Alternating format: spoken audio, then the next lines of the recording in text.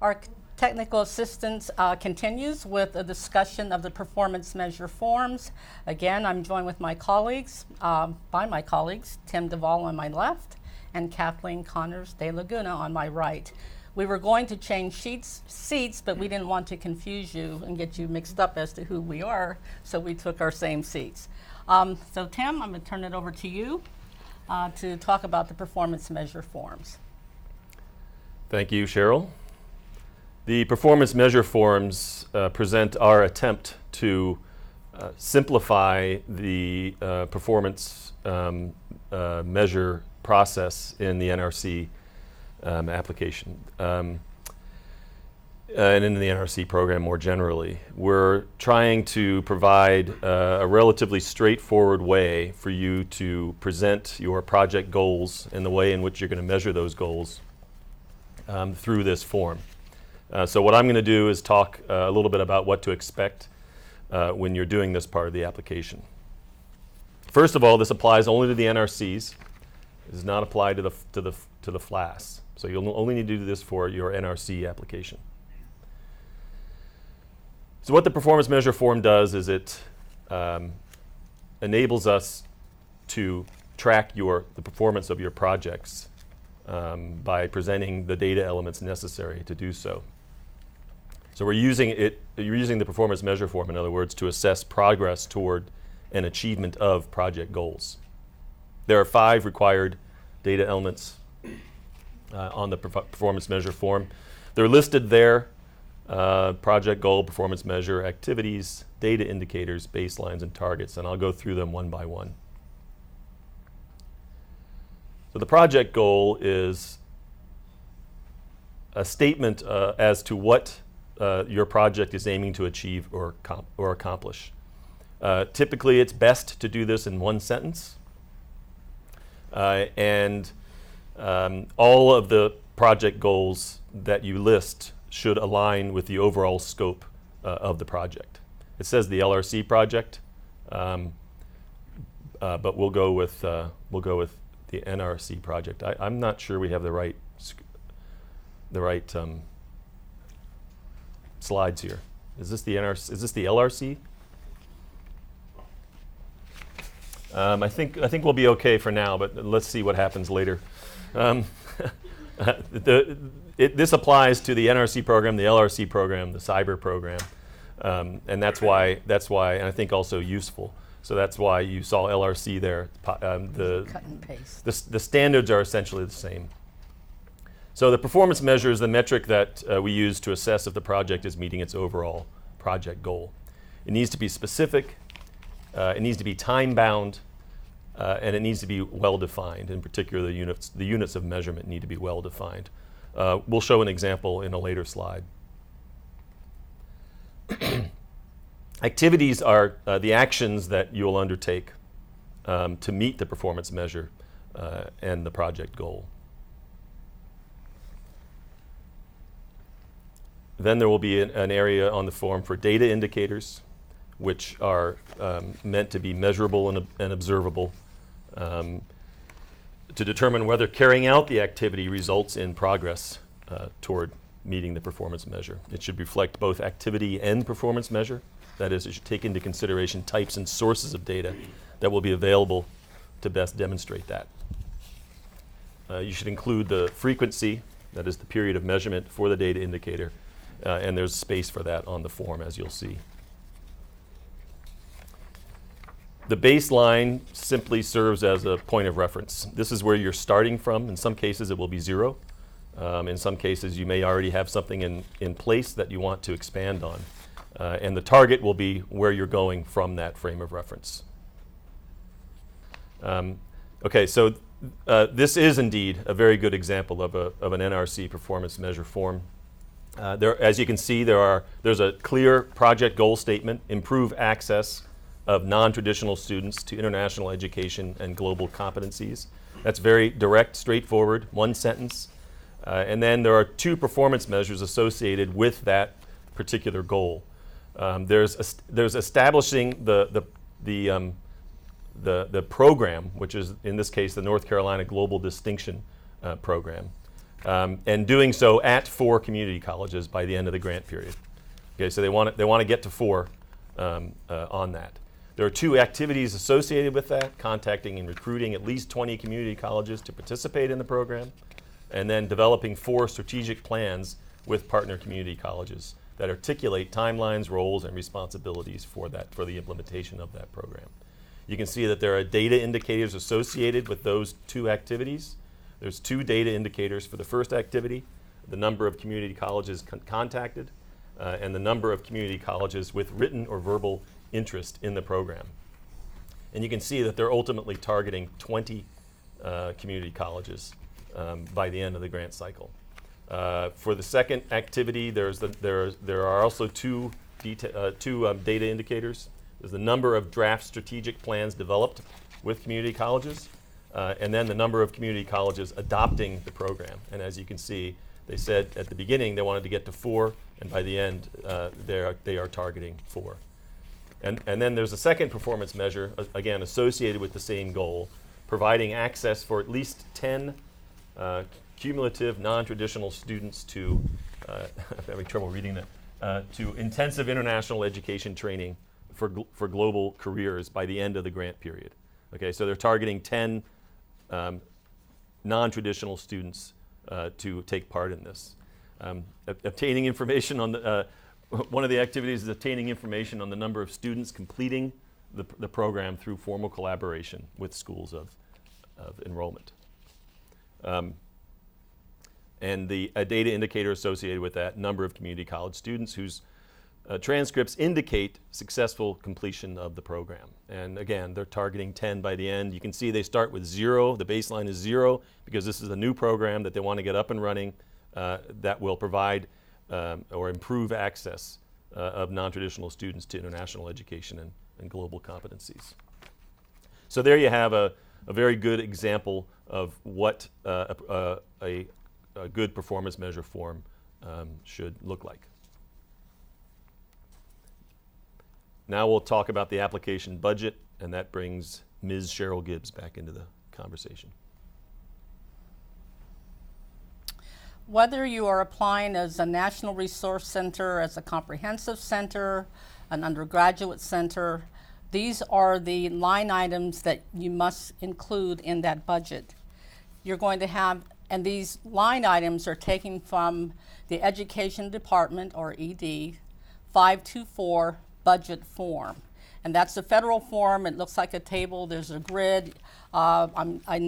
I am sure you're very familiar with it. There's not a slide that shows that, but you're very familiar with that, having applied to this program and to other federal programs. These are the standard categories or line items in a federal budget and on that form: personnel, fringe benefits, travel, equipment, supplies, contractual, and in most cases you're not letting contracts through these grants, so that's why the NA is there.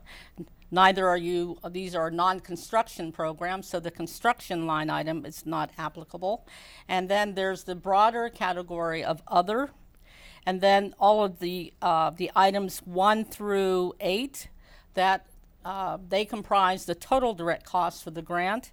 Then you have an indirect cost for this program, which is 8% restricted. And then the training stipends, that line item in the budget will reflect the funds that you're requesting for FLAS fellowships. And then you will total your NRC, if you're applying for both parts of the, for both programs, you will total the cost for NRC plus your FLAS request, which will give you the total direct cost for the project. In preparing your NRC budget, we would like you to use the ED form, those categories that I just listed.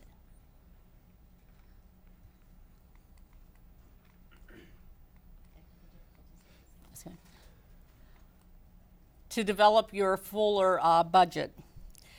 we advise you not to use your institutional specific budget categories because that becomes very complicated throughout the budget review for the readers and for us. So these standard categories of using personnel, fringe, etc., those are very simple, very straightforward, and that allows us and you to develop a budget that can be tracked throughout the course of the grant. Ensure that your budget requests are consistent with or support the activities in the program planning and budget narrative. From the outset, I mentioned that the program planning and budget narrative is the roadmap for the entire project. So in that narrative, you are explaining to the readers that we are going to add courses, we are going to enhance courses, we're going to increase scholarship on our region through a number of professional conferences.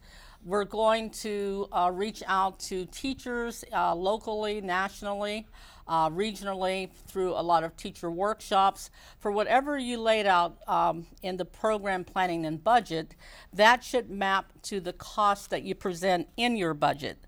So make sure that these two pieces of information, the budget piece and the program planning and budget piece linked together. You would be very surprised that readers are very, they retain information from page 1 of the narrative to the very end of the budget. And they pick up on things, well, I don't recall reading, when they get to the budget, if they see a line item or request for a workshop that was not mentioned in the program planning, they will pick up on that. So make sure that you are stringing everything together very coherently and it makes sense from the beginning to the end. Per this program, we ask that you do not request any direct support for the project director.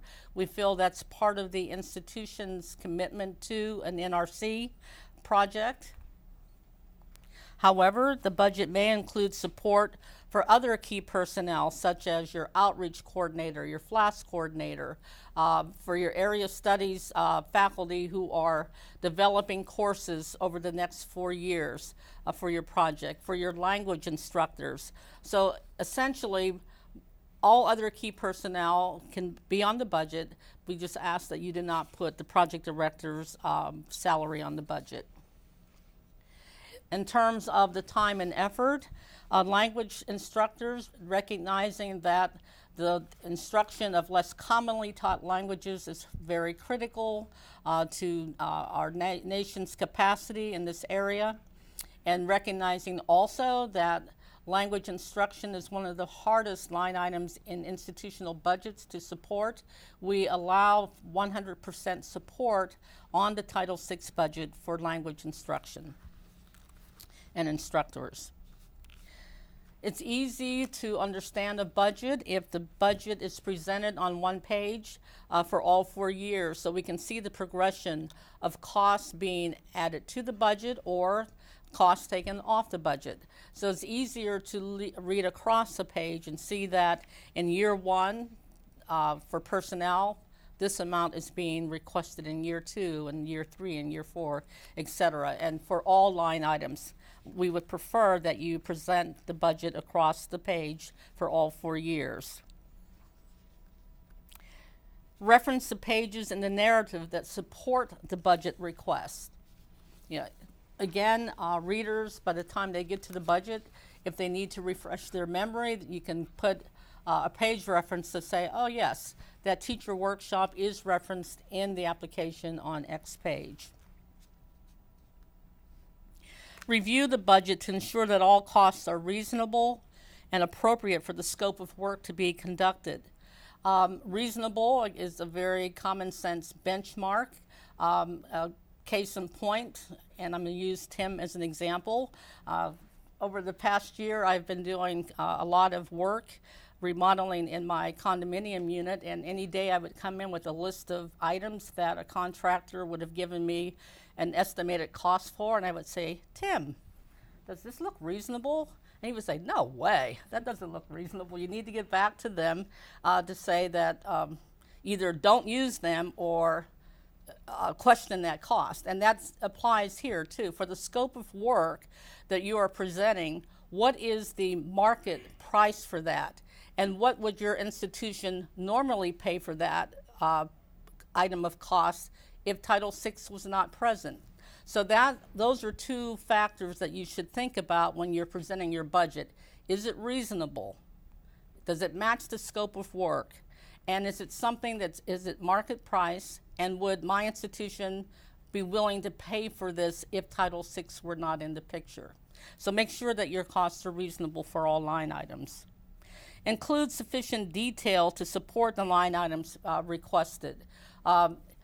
The detailed budget should flesh out the number of trips that you are taking under travel, the number of workshops that you are conducting, including the cost for the venue for that conference, the publication materials that you're going to need for that conference. So flesh out every aspect of the request so that the readers and the Department of Education can see that this that you've done your due diligence in putting the budget together and matching it with the scope of work, and B, it's easier for you to track those expenses over the course of the project and to know when you need to make a budget revision. It's very easy to say we're moving X number of dollars from one budget line item or making these adjustments. If that's not clear in the outset, it gets to be very messy over a 4-year period. If you're a consortium applicant, clearly label the cost associated with each institution and center.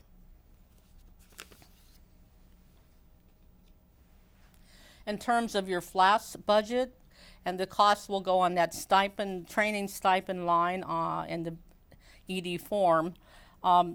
First, break out your budget to request the type of fellowships you're asking, your academic year fellowships, and the number of summer fellowships that are being requested in the budget. For each type of fellowship, indicate the number of institutional payments and the subsistence allowance for each. So in the example on this slide, I am requesting 5 academic year graduate fellowships. Because they are graduate fellowships, the institutional payment, it's 5 times $18,000 or $90,000 for the institutional payments. And I also am requesting $15,000 times 5 or $75,000 worth of stipends. So then you would add all of that up for my academic year graduate fellowship budget request, $165,000. And you would do the same for the undergraduate and then for your summer. The summer fellowships, because that $7,500 is the same for graduate and undergraduate. If you were requesting 10 summer fellowships, that would be $75,000, but then you would break it down into 10 times $5,000 for the tuition and fees and $2,500 for 10 times $2,500 for the stipend, and then total that out. But the point is to break all of this out so we know when we make the recommendation for the number of fellowships that we get the budget requests correct on the funding slate.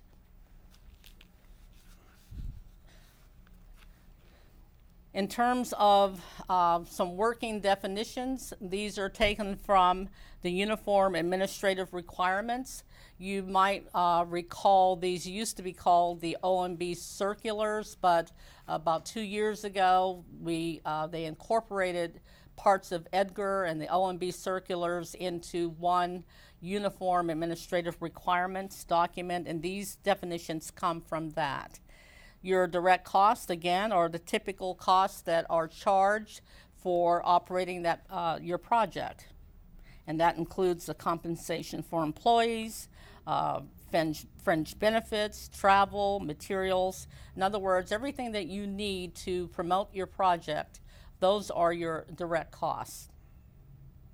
Again, reasonableness means that it's compensation for employees engaged in work on federal awards that is consistent with the market value and that you would pay for similar work under similar circumstances. Again, use reasonableness and, as I like to say, common sense. Compensation for personal services, and a question came in to ask whether this is correct, that I mean personnel. No, this is again from the Uniform Administrative Requirements, and these Uniform Administrative Requirements cut across all federal grants, so they mean compensation for personal services, generally speaking, compensation for salaries and wages and other items for people who are contributing their expertise and skills to a project. They call them personal services.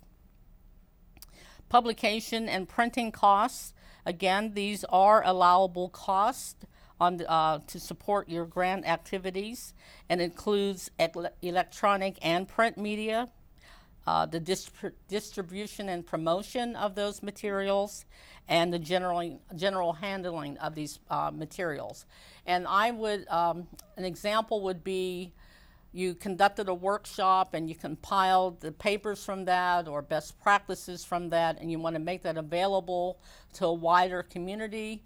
The cost for getting that published and disseminated and printed, those are all allowable costs on an NRC budget. And going back to that, anytime you do produce materials with federal grants, you have to attribute that to the U.S. Department of Education. And those details will be forthcoming if you're awarded a grant. But I do want to remind you that anything that is published under the auspices of federal monies, you have to attribute that to the federal agency, in this case, the Department of Education.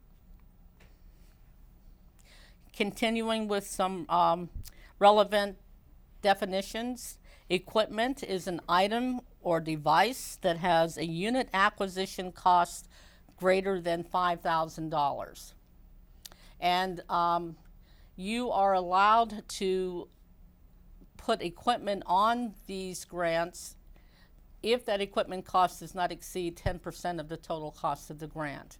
And you're probably saying, I never knew that because they never allowed us to have equipment costs on NRC grants.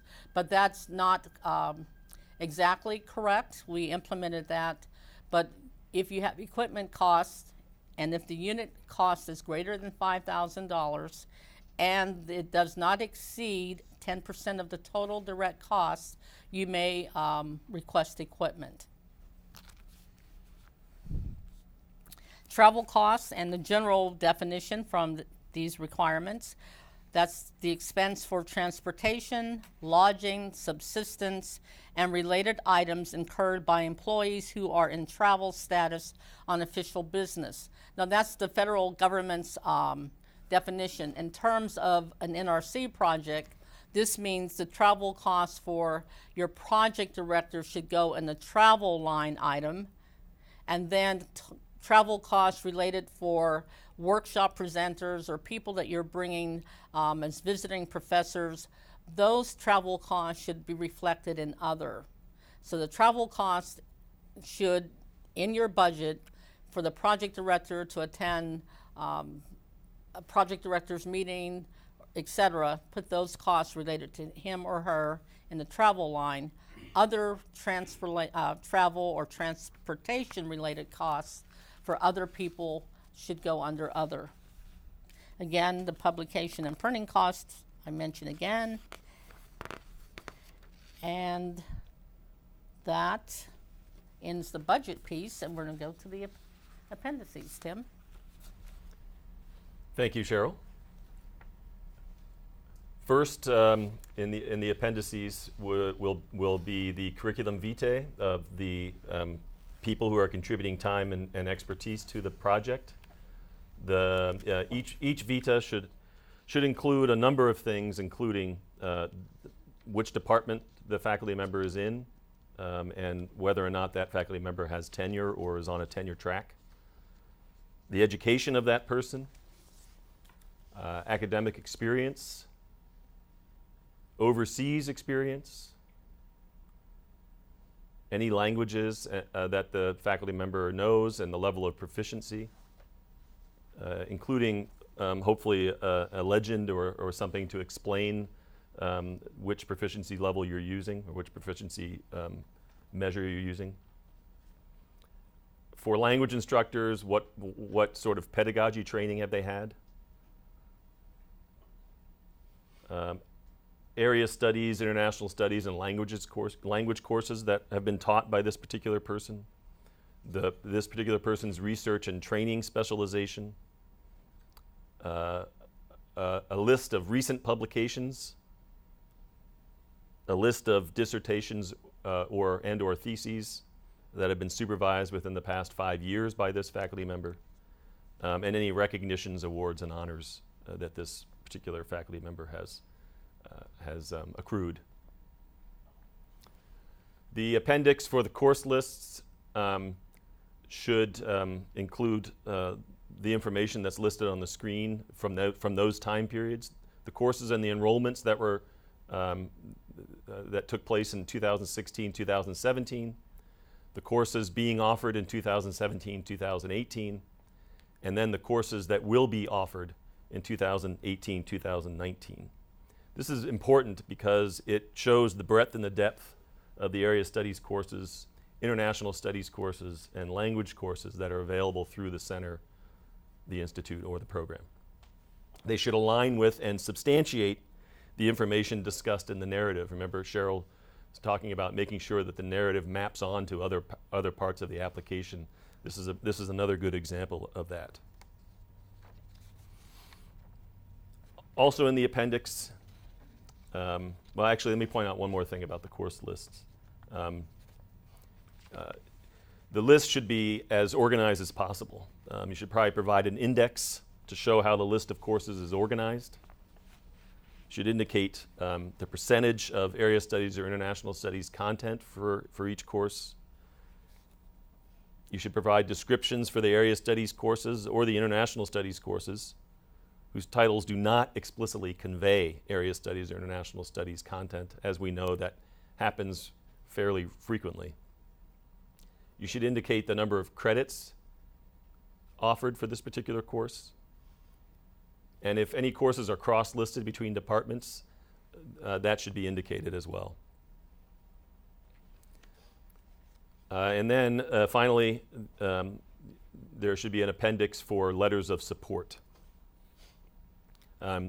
These include letters that attest to the capacity of the applicants to conduct the proposed project, as well as to the merit of the proposed project. And you should include letters that affirm the experience and expertise of the project director to provide the leadership and the oversight necessary to adequately run the proposed project.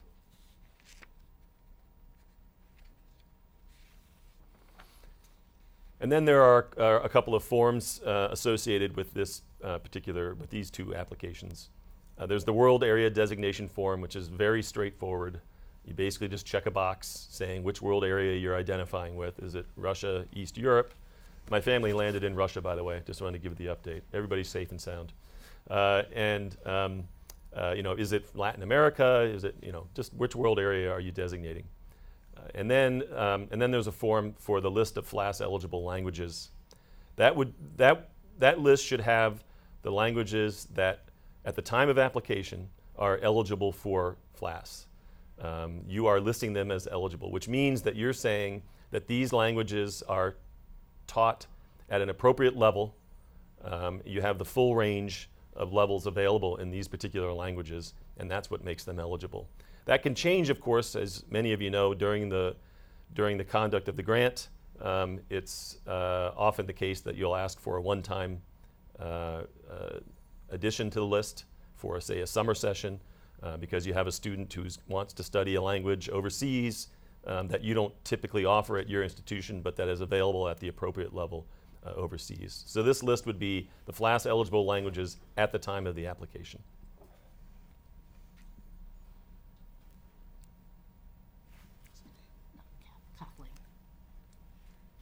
Now I'll turn it over to Kathleen. Thank you, Tim. So for the fiscal year 2018, we're expecting all applications to be submitted electronically. We're also going to be doing a remote peer review process for the first time, and we know it'll be just as successful as this workshop. And we'll use technical review forums to evaluate each specific type of center, as Cheryl had alluded to a little bit earlier. So now to close out our formal comments and our slides, I'd like to go over some application tips. We've been doing this, tried to do it throughout, highlighting many of these to you. I know that Cheryl mentioned that the importance of the organization of the application. We talked about the selection criteria and how the order of those criteria had changed when we reviewed that. But it is a good way to look at organizing your narrative and going through that. And it's really, really, really important to read that notice inviting applications more than one time. There's a lot of specifics in there that really are guiding you to what we're expecting to see as part of your application.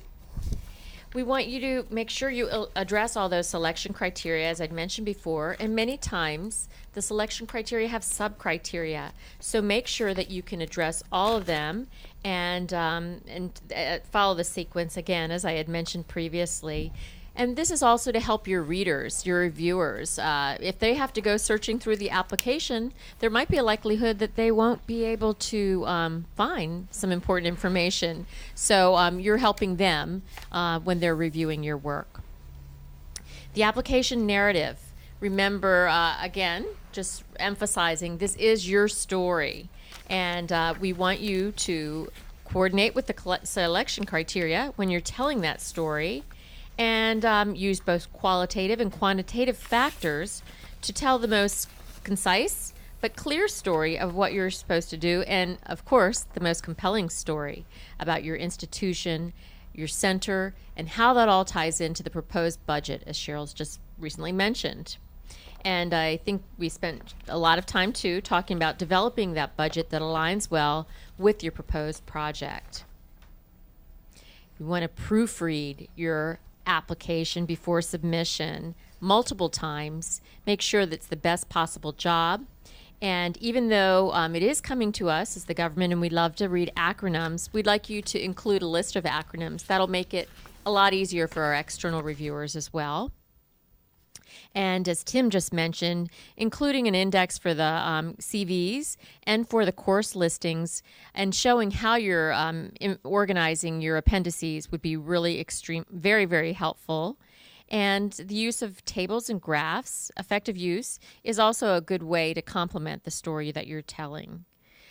And last but not least, please look at the application deadline and try and plan to get that in at least a week before, because we all know that technical difficulties are likely to happen when you're submitting those applications. So please leave yourself enough time to get those in. Kathleen, can you go back to the slide about electronic submission? Yes. There could have been a parens next to the first bullet that says hallelujah. We will be submitting that electronically. But seriously, we have been working under Lenore's guidance for over a year to be truthful, we've been working for this for several years, that the NRC FLAS application be submitted electronically.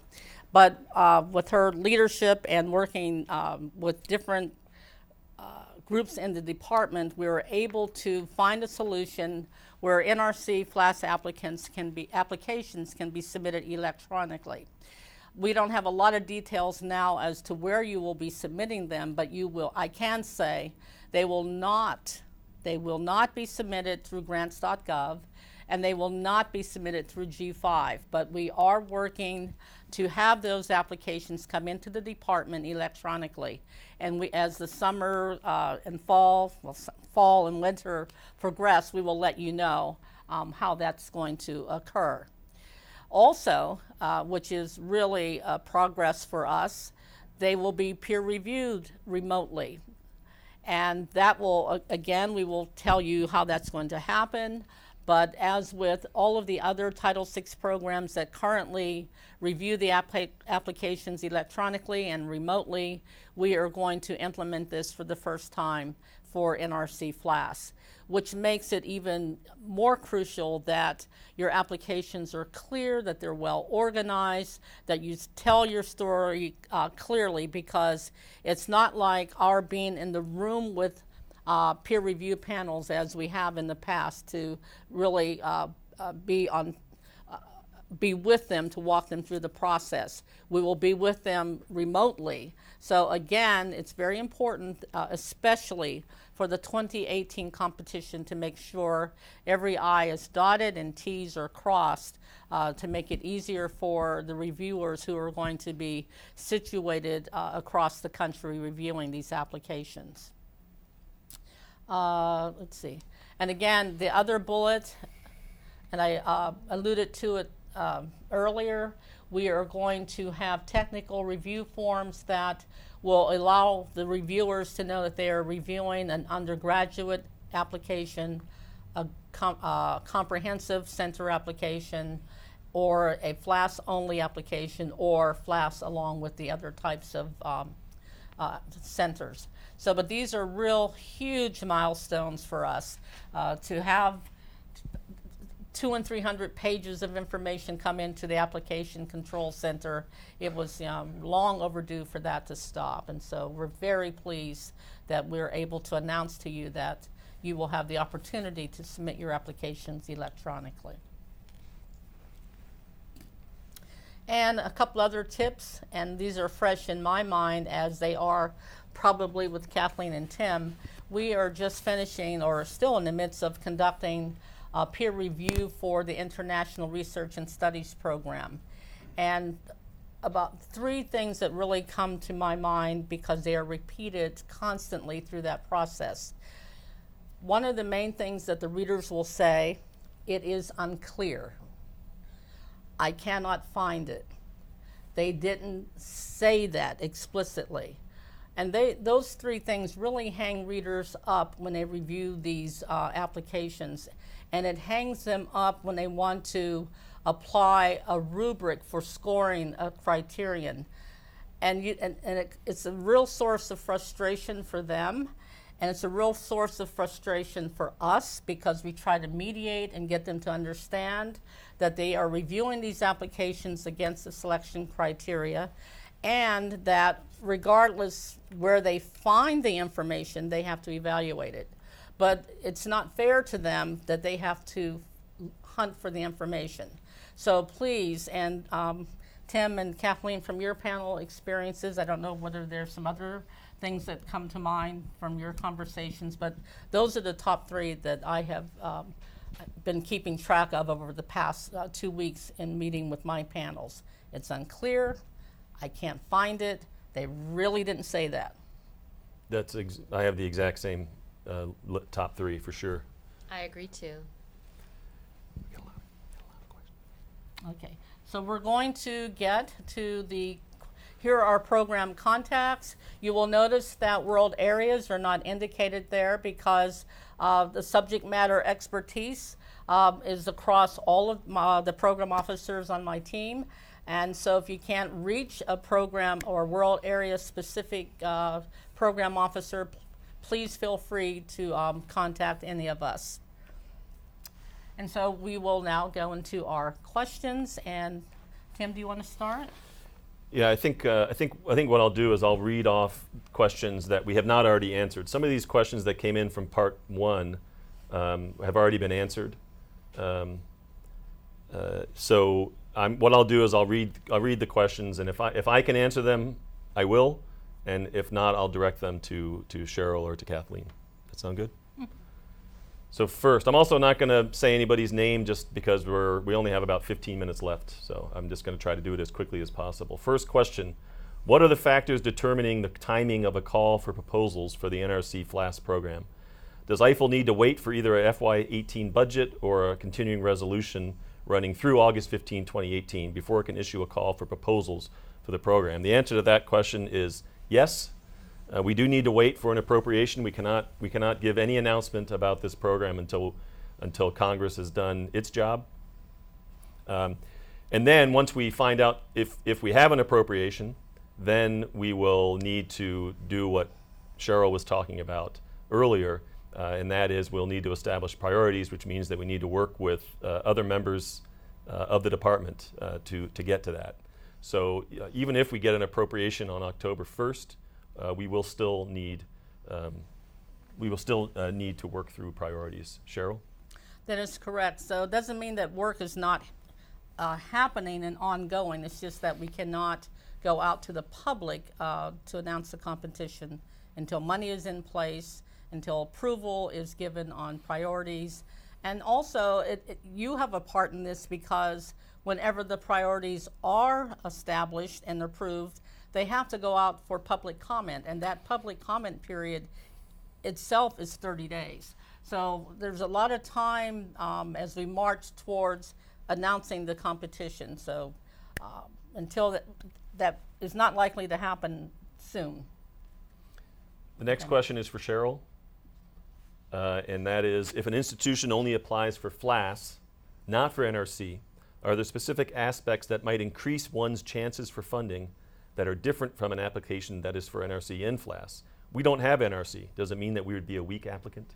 No, I don't know exactly the citation in the regulations. I would find it, but the regulations say you do not have to be a center in order to be considered or be competitive to receive FLAS fellowships. But going back to the discussion earlier about the selection criteria, in your FLAS request, you still have to demonstrate the same, address these criteria about the quality of your staff resources, impact and evaluation, commitment to the subject area, strength of library, quality of your non-language instructional program, your area studies and your language program, curriculum design. You do not have to discuss outreach activities. Obviously, you will have your FLAS awardee selection procedures and then respond to any information about priorities. So in terms of this, the whole scope of knowledge in that application, you're competing with everybody else in terms of those factors. But to answer your question, you do not have to be a center to request FLAS fellowships. The competitiveness comes in as with everybody. It's a level playing field, meaning that it's based on the extent to which you answer those questions that we have gone through today as the selection criteria. Next question, is there a way to align the stipend portion of the academic year and summer FLAS awards to annual cost of living increases? The levels cited in the presentation are the same for the last competition.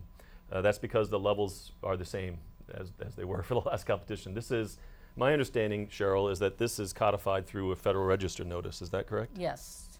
By the Secretary typically, and it was done some time ago, and there isn't any indication that the levels will increase. That's correct.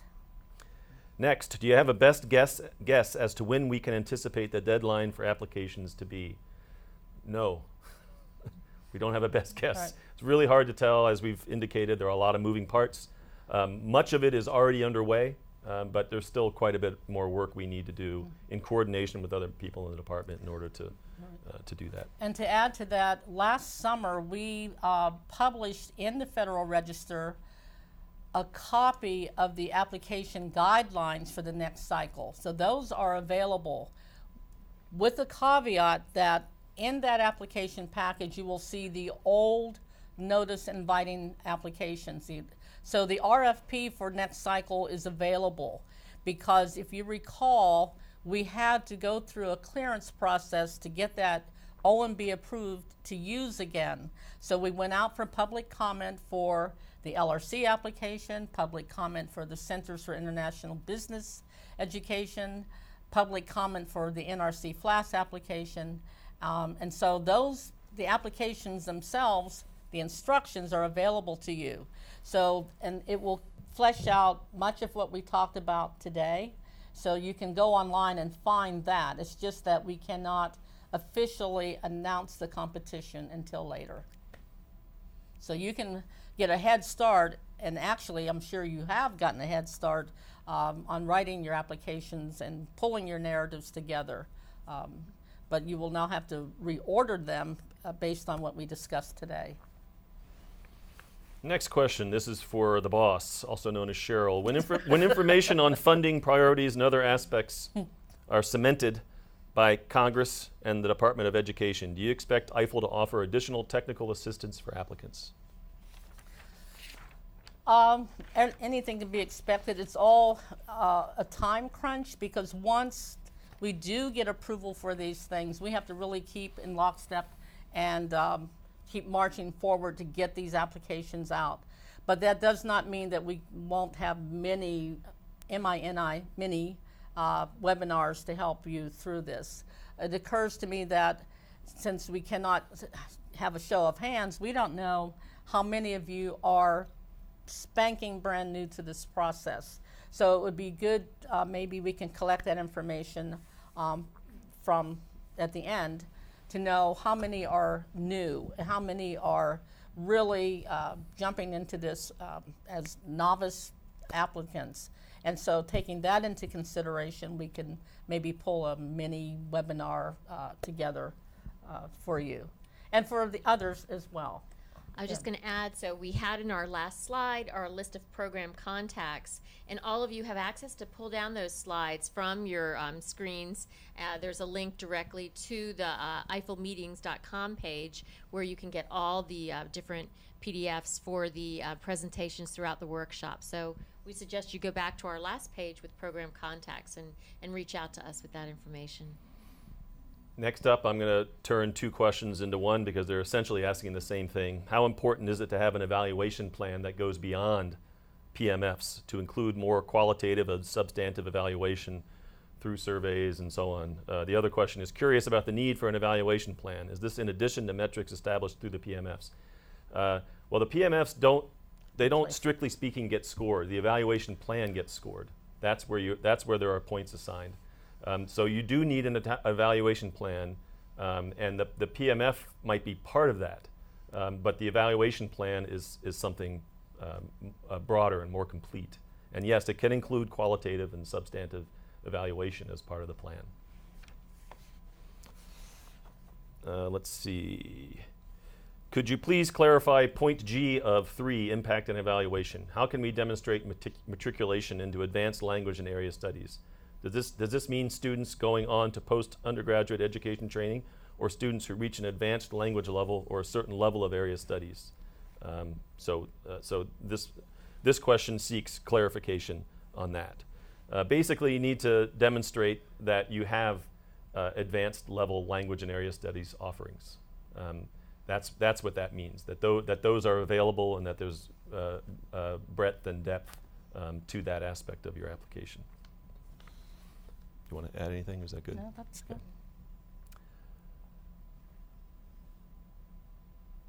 This question is for Cheryl, or a member of her panel. I'm going to say Cheryl. This one's for Cheryl. You mentioned something about the importance of faculty professional development of instructors of area studies courses. Do you mean providing professional development workshops for area studies instructors, as we do for foreign language instructors? What I mean is, or what that speaks to in that criterion is, professional development opportunities for faculty. As a center of excellence, faculty have needs as well as your students. So in order for them to be the best in providing the expertise in their area of expertise, they should have professional development opportunities as well.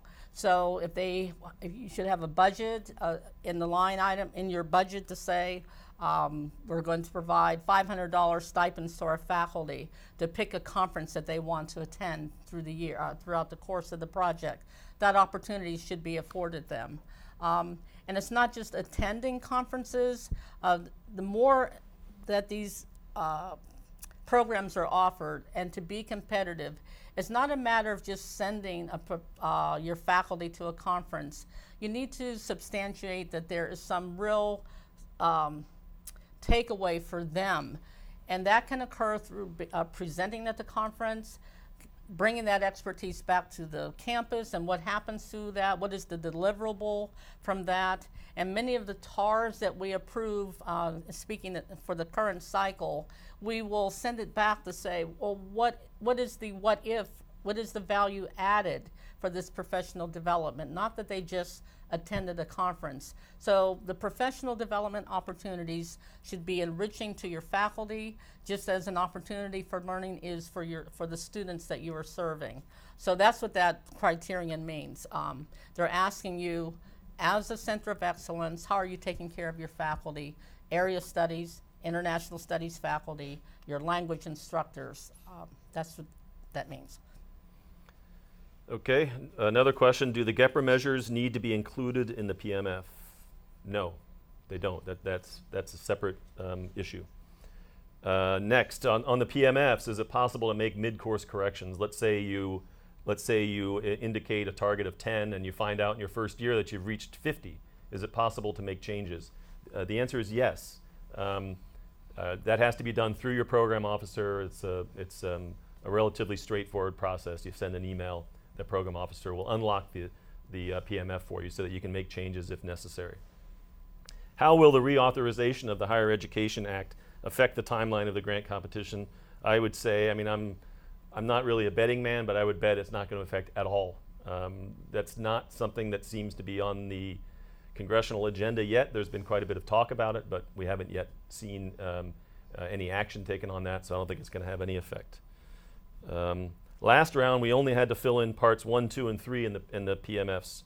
Data, frequency, data source, baseline and targets came later after funding. Is that still the case? Cheryl? I believe in the cleared application that we sent forth this past summer, I think we're asking for it all to be filled out.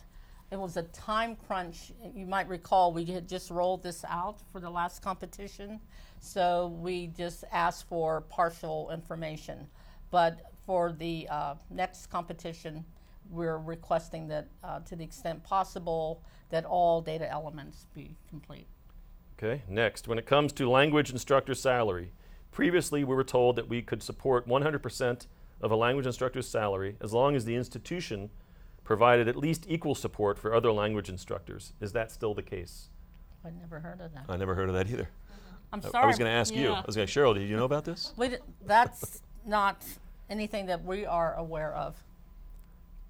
Could you clarify what you mean by contractual? Do payments of overseas partners for intensive summer programs, for example, count as contractual? No. Contractual means a contract, procurement, a real specific term contract. And under these discretionary programs, you're not letting contracts.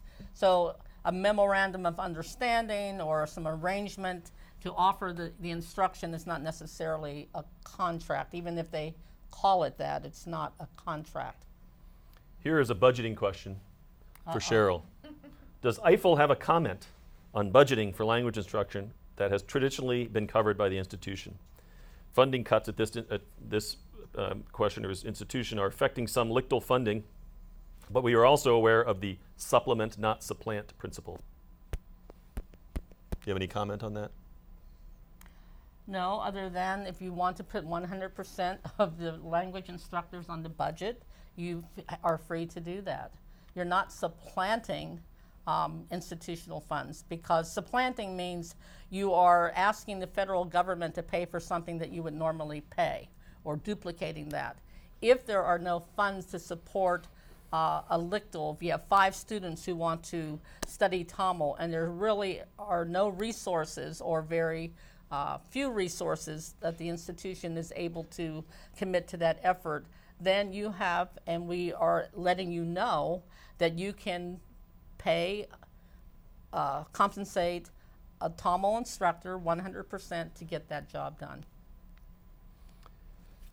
Just one more, right, Tim? We're running out of time. Oh, wow. We have 19 seconds. I don't know which one. There's a couple here.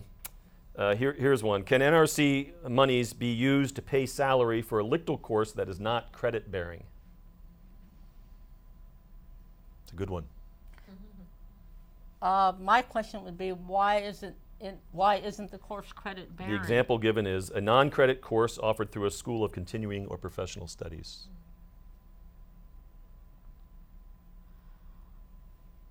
I know a lot of community colleges I'm as glad I well. chose a quick one Yeah, for the last yes. one. A lot of community colleges offer those through workforce and development programs. I know I'm starting one on Friday, so. Well, we'll get back to that. My first impression is the mission of these centers is to offer liquid instruction. If it's not credit bearing, that is not as important to us as getting that course and that learning, that course out there in the public domain and to train students. So I would say it doesn't have to be credit bearing. You can still pay the instructor for it.